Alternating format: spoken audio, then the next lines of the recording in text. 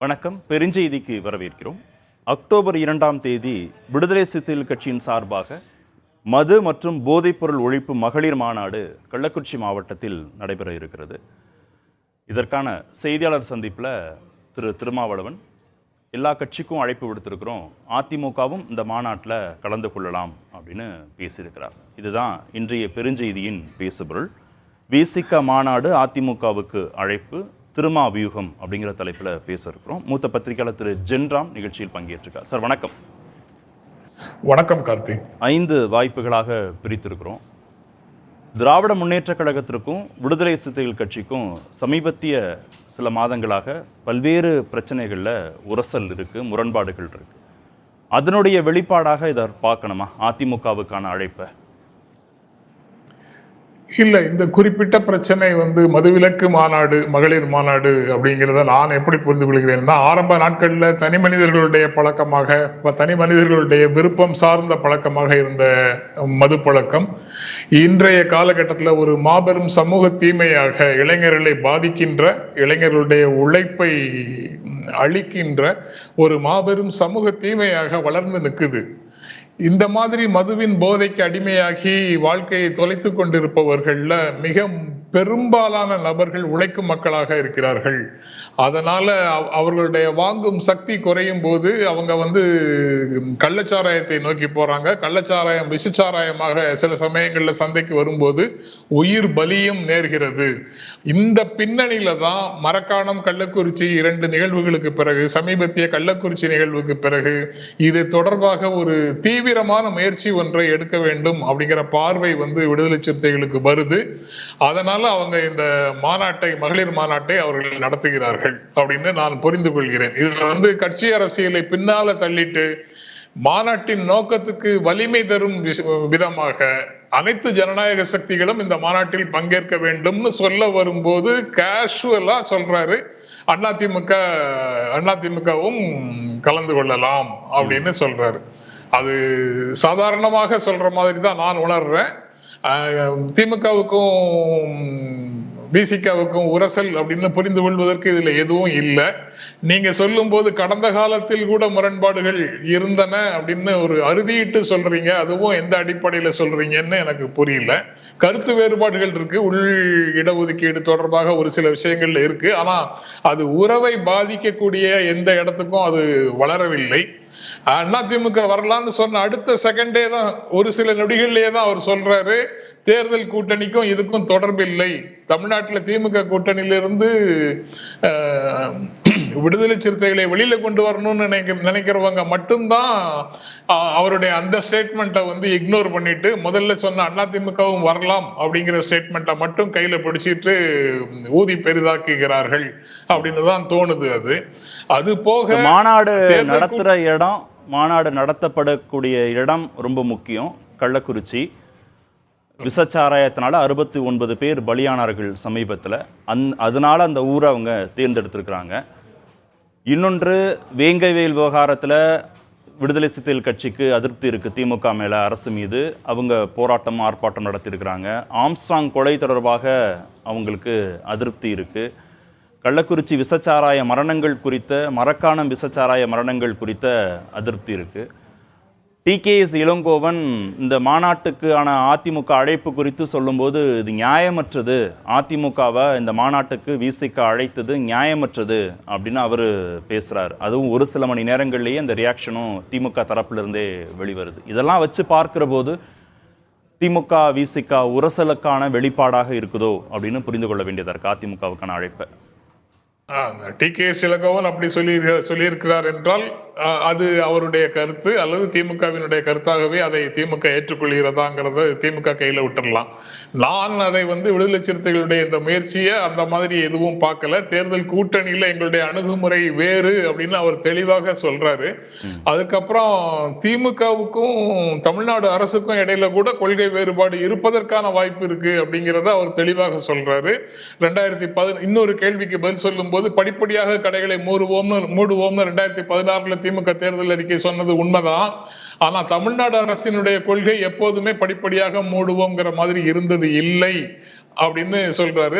தமிழ்நாட்டினுடைய நிர்வாக சூழலுக்கு மதுக்கடைகள் ஒரு முக்கியமான காரணம், ஒரு முக்கியமான தேவையாக இருக்குதுங்கிற ஒரு சூழலையும் புரிந்து கொண்டு, நிர்வாக சூழலை புரிந்து கொண்டுதான் அவர் தெளிவாக கட்சிக்கும் ஆட்சிக்கும் இடையில உண்டான வேறுபாட்டையும் சொல்கிறார் அப்படின்னு நான் நினைக்கிறேன். அது போக அனைத்து கட்சி கூட்டம் ஒன்றை இது போன்ற பிரச்சனைக்காக ஆளும் தரப்பிலிருந்து அரசு கூட்டுவதற்கு பதிலாக ஒரு சிறு முயற்சியாக ஒரு மகளிர் மாநாட்டை விடுதலை சிறுத்தைகள் தொடங்கி வைத்திருக்கிறது அப்படின்னு தான் நான் பார்க்கிறேன்.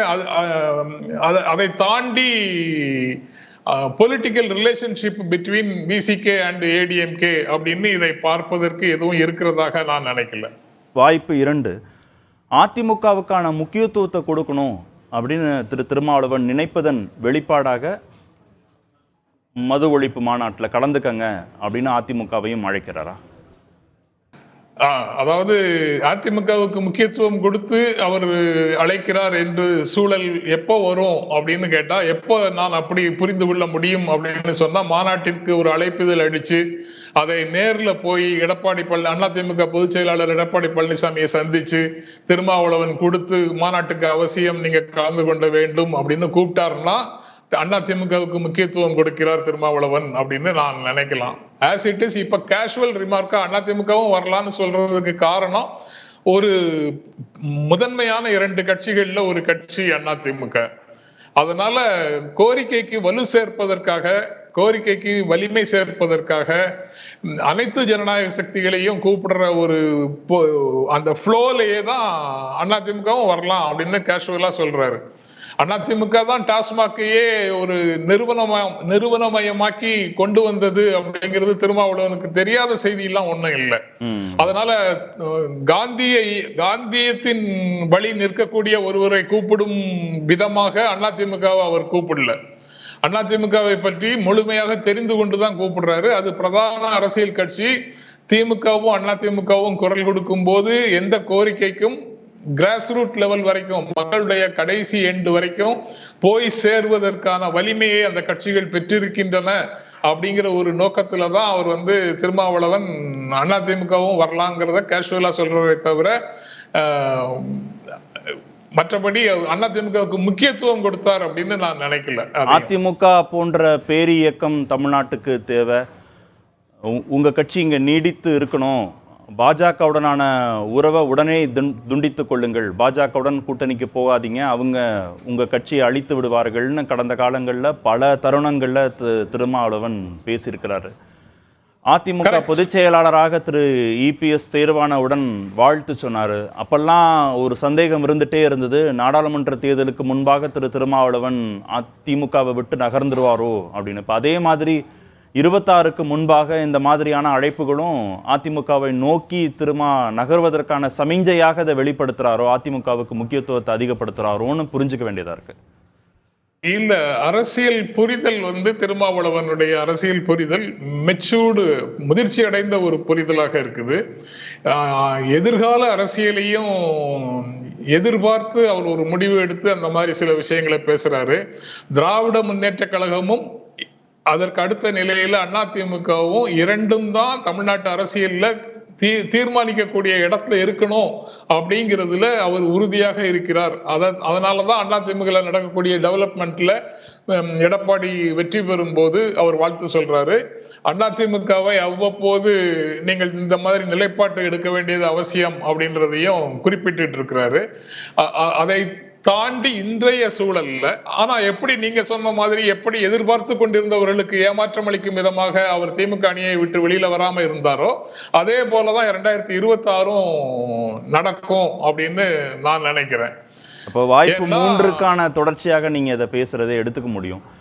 26லையும் திமுக உடனே இருக்கணும் அப்படின்றது உறுதி முடிவாகவே திருமாவளவன் எடுக்கிறாருன்னா கூட, இந்த மாதிரி அதிமுகவை அழைக்கிறது அப்படிங்கிறது மூலமா தொகுதி எண்ணிக்கை பேர வலிமையை கூட்டுவதற்கான ஒரு செயலாக இதை பண்றாரா அப்படின்னு ஒரு சந்தேகம் வருது. வலிமையை கூட்டணுங்கிறதுக்கான சூழலும் எதுவும் இல்லை. ஏன்னா திமுக கூட்டணியில இப்ப இருக்கிற பொசிஷனை பாத்தீங்கன்னா திமுக, அதுக்கப்புறம் காங்கிரஸுக்கு அடுத்தாப்புல 4 சட்டமன்ற உறுப்பினர்களோட விடுதலை சிறுத்தைகள் தான் இருக்குது.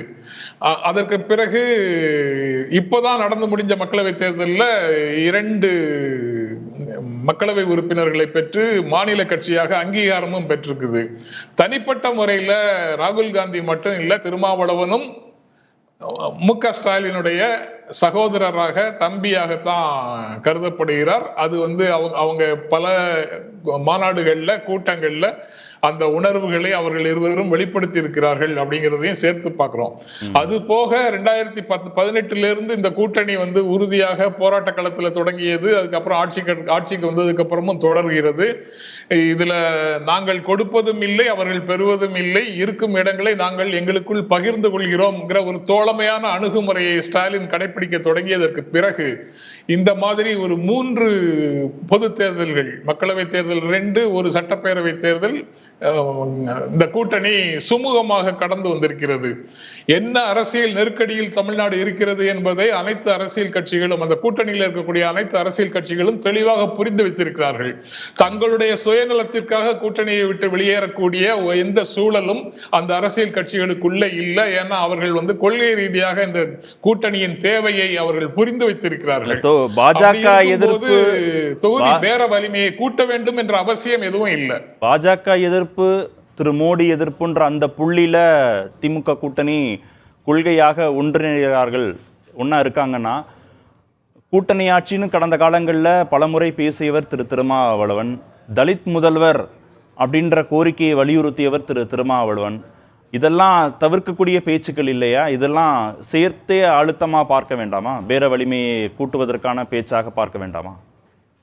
ஆட்சியில் பங்கு அப்படின்னு திருமாவளவன் கோரியது, விடுதலை சிறுத்தைகள் கோரியது, இடதுசாரிகள் அதற்கு ஆதரவு கொடுத்தது எல்லாமே 2016 தேர்தலுக்கு முன்னால உண்டான விஷயம்தான்.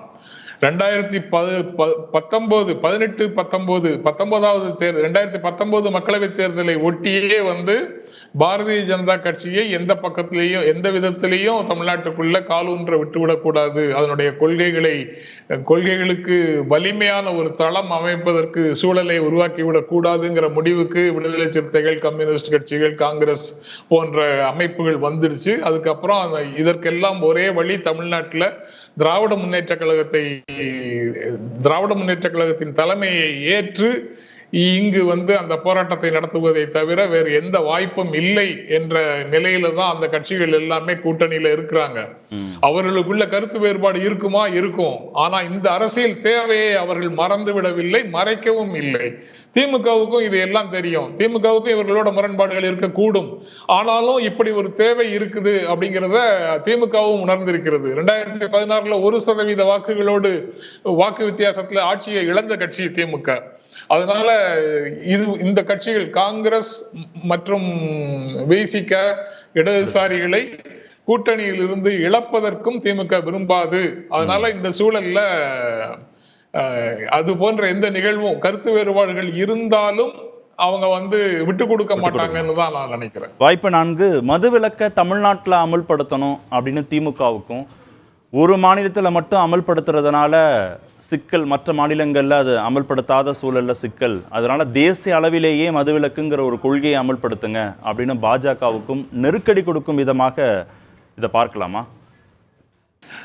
இதுல ஒரு அழுத்தம் இருக்குது அப்படின்னு நான் நினைக்கிறேன். அழுத்தம் இருக்குது, ஆனா நெருக்கடி இல்லை அப்படின்னு நான் நினைக்கிறேன். ஏன்னா தமிழ்நாடு அரசு என்ன மாதிரி நடவடிக்கைகள் எடுக்கும்ங்கிறது திருமாவளவனுக்கு உறுதியாக தெரியும். வானத்தை நீ இலக்காக கொள், குறைந்தபட்சம் மரம் உச்சிக்காவது நீ போய் சேர்வாய் அப்படிங்கிற ஒரு மேற்கோள் நினைவுக்கு வருது.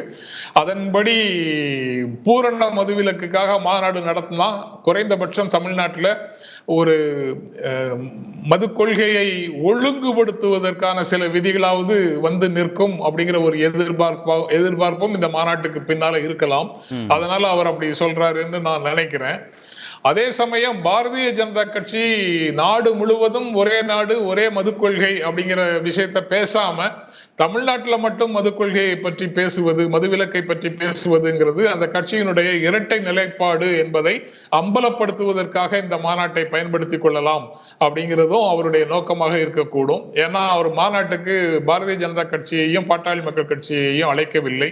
அதை நேரடியாக சொல்லல, வேறு வார்த்தைகள்ல அதே கருத்தை சொல்லி இருக்கிறாருன்னு தான் நான் புரிஞ்சுக்கிறேன். சாதி அமைப்பு. அதனால மக்கள் நலன்ல அக்கறை கொண்டு விடுதலை சிறுத்தைகள் பூரண மதுவிலக்கை கோருகிறது.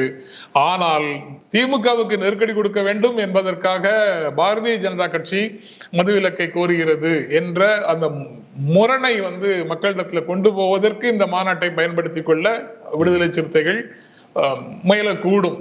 அதுவும் ஒரு நோக்கமாக இருக்கலாம். இறுதி வாய்ப்பு, ஐந்தாவது வாய்ப்பு.